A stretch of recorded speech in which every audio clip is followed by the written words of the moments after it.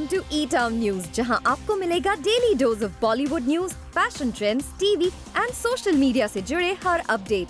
A show which gives you the day's lowdown of all the best happenings in the world of glamour. तो इंतजार किस बात का? Let's take a look at today's headlines. Producer Deepika Padukone film 83 के post production में नहीं कर रही हैं इंटरफेयर. सिस्टर्स आलिया और शाहीन लॉकडाउन में कैसे मेंटेन कर रही हैं सोशल डिस्टेंसिंग? क्या कंगना रनौत ने एक बार फिर बॉलीवुड सेलेब्स को किया टारगेट?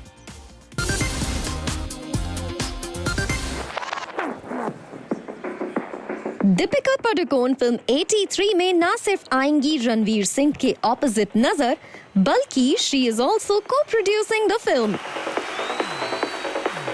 और रिसेंटली न्यूज आई थी कि रिलायंस एंटरटेनमेंट के सीईओ शुभाशीष सरकार के कोरोना वायरस पॉजिटिव होने के बाद उनकी एब्सेंस में दीपिका फिल्म 83 के पोस्ट प्रोडक्शन को लुक आउट कर रही हैं. साथ ही a report also stated that Deepika's presence would make a difference in the process.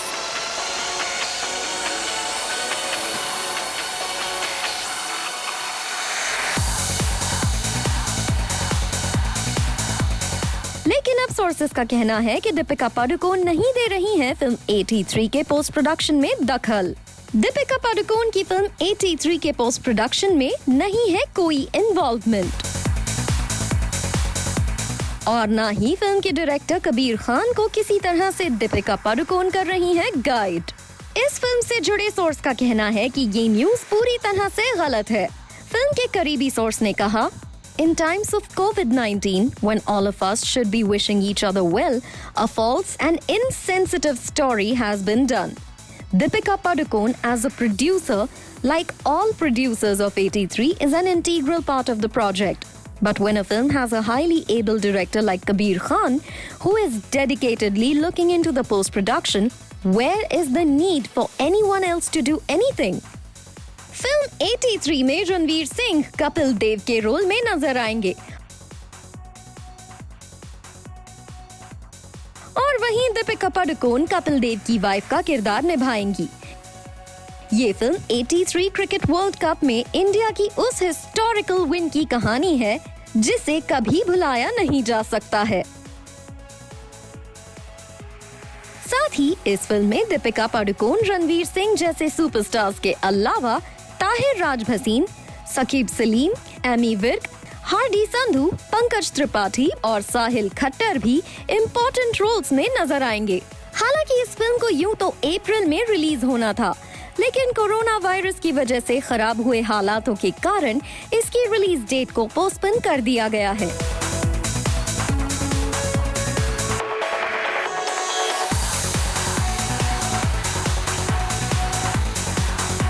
और अब फिल्म के मेकर्स को हालातों के नॉर्मल होने का इंतजार है ताकि इस फिल्म की रिलीज डेट को फाइनल किया जा सके.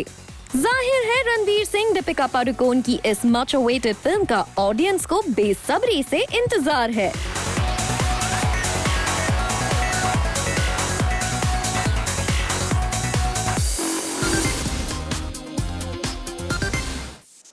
आलिया भट्ट और उनकी सिस्टर शाहीन भट्ट फैंस को दे रहे हैं ज्ञान.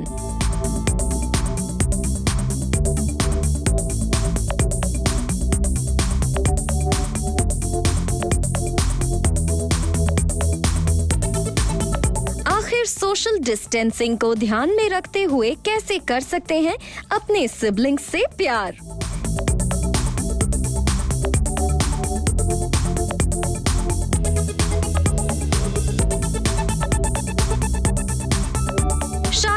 ने ये क्यूट पिक्चर सोशल मीडिया पर शेयर की है and their adorable smiles are the highlight of the photo as they can be seen touching their noses on the pane.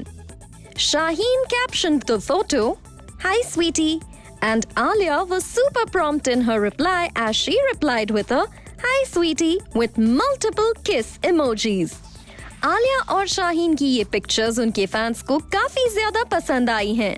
And within minutes, they flooded the comments section. इस picture पर आलिया और शाहीन की mom Soni राजधान ने अपना प्यार दिखाया by posting these heart emojis.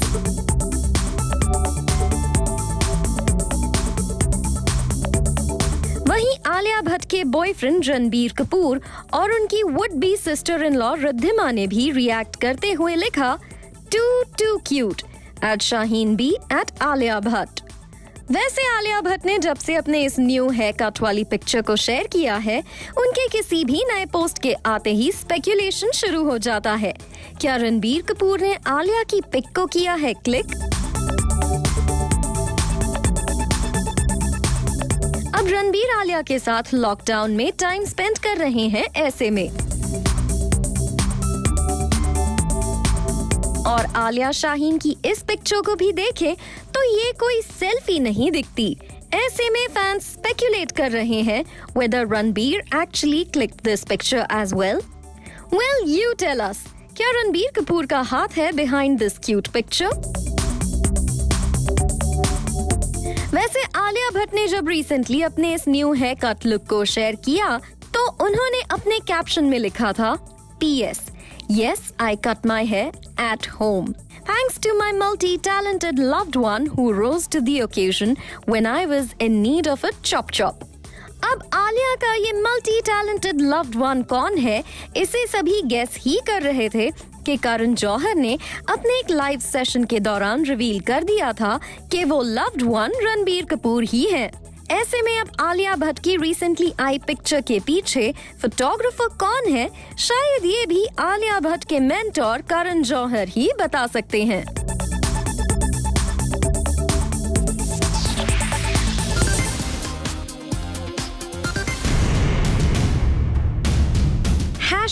#Black Lives Matter, #Blackout Tuesday। Bollywood stars in trends को कर रहे हैं सपोर्ट। करीना कपूर खान, प्रियंका चोपड़ा, टाइगर श्रॉफ और दिशा पाटनी के बाद नेहा धूपिया, करण जौहर, शिबानी दांडेकर और रकुलप्रीत सिंह ने अमेरिका में चल रही ब्रूटैलिटी के खिलाफ आवाज उठाई है।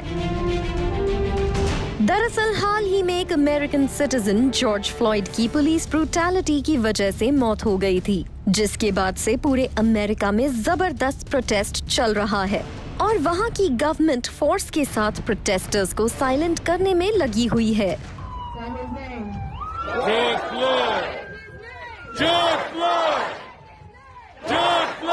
हाल ही में सबसे पहले करीना कपूर खान ने इन प्रोटेस्ट के सपोर्ट में आवाज उठाई थी, जिसके बाद उन्हें जमकर ट्रोल किया गया था। प्रियंका चोपड़ा और दिशा पाटनी को भी हिपोक्रेट्स बुलाते हुए सोशल मीडिया पर निशाना बनाया गया था। लेकिन करण जौहर, नेहा धूपिया और शिबानी दांडेकर के सोशल मीडिया पोस्ट को देखकर फिलहाल यही लग रहा है कि इस तरह के क्रिटिसिज्म से उन्हें कुछ ज्यादा फर्क नहीं पड़ता। यही वजह है कि उन्होंने #Blackout Tuesday मूवमेंट को किया है support.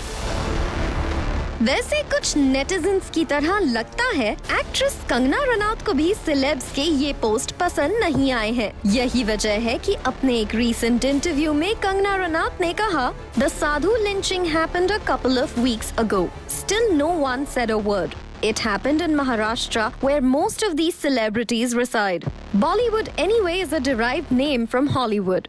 It is a shame they, Bollywood celebrities, continue to live in a bubble and never fail to jump on the bandwagon, which can give them 2 minutes of fame. But white people must drive the bandwagon. Perhaps it is because of their pre-independence colonial slavery genes. Kangana Ranaut यही नहीं रुकी, उन्होंने आगे film industry को target करते हुए कहा, even for environmental issues, you see them fight for a white teenage kid. But so many incredible elderly women and even children, they are doing exceptionally well in India on environmental matters without any help or support. Some of them were honored with the Padma Shri award. I was amazed to see their stories, but they never get the same acknowledgement from the industry. Perhaps sadhus or tribal people aren't fancy enough for the Bollywood crowd or their followers. Well, Kangana Ranaut का point of view बाकी celeb से काफी अलग है। आपको क्या लगता है, यहाँ कंगना रनौत का स्टैंड है सही या फिर बाकी बॉलीवुड सेलेब्स के स्टैंड को आप करते हैं सपोर्ट? अगर शर्म करूंगा तो ये जिंदगी बहुत भारी पड़ने वाली है। मुझे मदद की बहुत सख्त जरूरत है। वैसे भी काफ़ी टाइम से खाली था मैं, और अब तो 2-3 महीना हो गए कि हालत बहुत ज़्यादा ख़राब हो रही है। हम लोगों से बस इतनी ही मेरी हम्बल रिक्वेस्ट है कि भले ही 300, 400, 500 डालिए आप, अगर मदद करेंगे तो, क्योंकि शूटिंग कब स्टार्ट हो कब ना हो कुछ पता नहीं है, और मुझे काम मिले कब मिले ना मिले कुछ पता नहीं है। 300, 400, 500 रुपए लोगों से मांगता ये शख्स है टेलीविजन एक्टर राजेश करीर। जीना चाहता हूँ, जीना चाहता हूँ, दिल में जीने की ख्वाहिश तो है, लेकिन हाथ में इतने पैसे नहीं कि पंजाब तक जाया जा सके। हाथ जोड़ के आपसे रिक्वेस्ट है कि भले 300, 400, 500 कितना भी करें, ताकि मैं पंजाब वापस जाना चाहता हूँ, जाके कोई ना कोई छोटा मोटा काम शुरू करूँगा। एक्टिंग के जब होगा तो वक्त तय करेगा। प्लीज टेलीविजन शो बेगूसराही में शिवांगी जोशी के फादर का रोल प्ले करने वाले एक्टर राजेश करीर की ये वीडियो कोरोना वायरस की वजह से खराब हुए हालातों की वो कड़वी लेकिन सच्ची तस्वीर है जो किसी को भी इमोशनल कर सकती है। बस इतनी ही गुजारिश करना चाहता हूँ आप लोगों से कि मुझे मदद की बहुत सख्त ज़रूरत है। हालात बहुत ही नाजुक बने हुए हैं हमारे। स्टूडियो पर लगे तालों ने लोगों से उनका काम छीन लिया है। राजेश करीर के हालात आज इतने खराब हो चुके हैं कि उन्हें पंजाब वापस जाने के लिए लोगों से फाइनेंशियल हेल्प की गुहार लगानी पड़ रही है। लोगों से बस इतनी ही मेरी हम्बल रिक्वेस्ट है कि भले ही 300, 400, 500 डालिए आप, अगर मदद करेंगे तो, क्योंकि शूटिंग कब स्टार्ट हो कब ना हो कुछ पता नहीं है, और मुझे काम मिले कब मिले ना मिले कुछ पता नहीं है। राजेश करीर ने इस वीडियो को सोशल मीडिया पर इस उम्मीद में पोस्ट किया कि अगर लोग 300-400 रुपए भी उन्हें दे देंगे तो वो अपना गुजर बसर कर पाएंगे। कोरोना वायरस की वजह से लंबे समय से शूटिंग्स रुकी हुई हैं और धीरे धीरे उम्मीद का दामन भी छूट रहा है। शूटिंग कब चालू होगी और होने के बाद काम मिलेगा या नहीं, ये चिंता राजेश करीर को खाए जा रही है। शूटिंग कब स्टार्ट हो कब ना हो कुछ पता नहीं है, और मुझे काम मिले कब मिले ना मिले कुछ पता नहीं है। कोरोना वायरस पैंडेमिक की वजह से राजेश करीर की जिंदगी रुक सी गई है और अपनी जिंदगी को पटरी पर लाने के लिए वो आज लोगों के सामने मदद का हाथ फैलाने को मजबूर हो गए हैं। ऐसे में यही उम्मीद है कि राजेश करीर ने जिस विश्वास के साथ मदद का हाथ लोगों के सामने फैलाया है वो खाली ना रहे, बल्कि अपनी दरियादिली के साथ लोग उनके हाथ को थाम ले और उनकी परेशानी खत्म हो सके। वैसे ये हालात फिल्म और टीवी इंडस्ट्री के कई एक्टर्स और टेक्नीशियंस के हैं। ऐसे में जरूरत है कि शोज के प्रोड्यूसर्स और फाइनेंसर्स इस मुश्किल की घड़ी में उन लोगों की मदद करें जिनके लिए आज खाने तक की समस्या खड़ी हो गई है।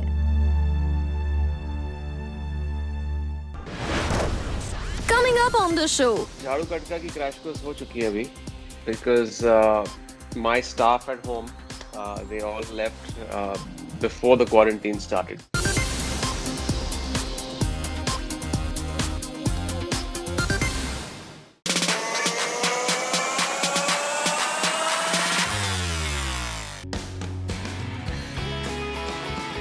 Check my phone and go on Instagram. 17 years old. Honestly, it would just be my sneakers. I love shoes, so I'm somebody who'd probably, just... Most used app on my phone is definitely Instagram. I like the rocking emoji because I feel like it's just the best answer to anything. He needs to be really funny and not like stupid funny. I mean like really smart wala funny, because I feel like I'm very funny as a person. So I mean he has to be funnier than me. I would say my dog Elsa. She was definitely my first best friend and the bestest friend I've ever had. The last person I DM'd was my brother because it's his birthday today. I'm still binge watching it. It's called How to Get Away with Murder. So I'm enjoying it. No, I do not. I believe in lust at first sight. Not love. Yeah. I just finished reading the erotic stories of Punjabi widows. I think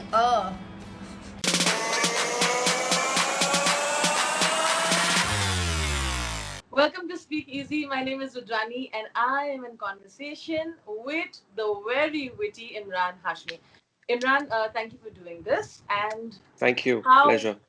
it's been a while we've been in this self-quarantine mode and self-isolation mode. So, kaisa Yeah. chal raha hai?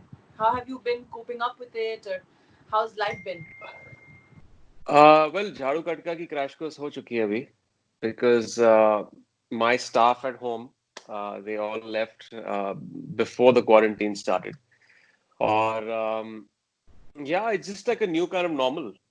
ये बहुत ही unusual समय है, बहुत ही I mean, who could ever imagine that the largest economy in the world, as in at least by the sheer number of people, 1.3 billion people, would go into enforced lockdown, and this is happening in different countries around the world. And जो नज़ारा बाहर देखने को मिलता है जब हम grocery shopping जाते हैं, जो भी people wearing face masks, it's this apocalyptic scenario that's been there you've seen it in Hollywood films. And who would imagine that we would be there somewhere, that our generation would get to see this? Have Yeah. you done something that you've never done before during this lockdown? Sort of like a I, self-discovery process. I pick up the broom. Yeah, that's what I've picked up. The I have mop. to like do the gardening, to water the plants every other day, Yeah. and sweep the house with my wife. So that's been going on. और जहाँ तक ये skills का सवाल है, I think शुरुआत में तो obviously you know 14 or 15 waking hours ऐसा लग रहा था कि ये दिन कैसे कटेगा. But I think after the first 3-4 days, I was like, I have to like really be busy through the entire day. तो मैंने एक itinerary set किया खुद के लिए, and then those 14 hours or 15 hours started seeming a bit short. So काफी सारी चीजें हो रही हैं. जहाँ तक ये स्किल का सवाल है, I don't know if I've my son has been teaching me chess. Really? He's majorly teaching into you? chess. Yes, I can play very rudimentary skills I have in chess. लेकिन अयान इसमें और बहुत अच्छा है. I mean, he took part in these championships online and all. So I was very intrigued, and I was like, "Can you teach me?" So I've had this thing with him where there's this credit rating. I give him money, but it's like money in the bank for every Yeah, of lesson course. of chess, and then I buy him some things online. Yeah. It could be a game. So I'm teaching him that, and then he's teaching me chess, and I think he's going to start teaching me piano soon.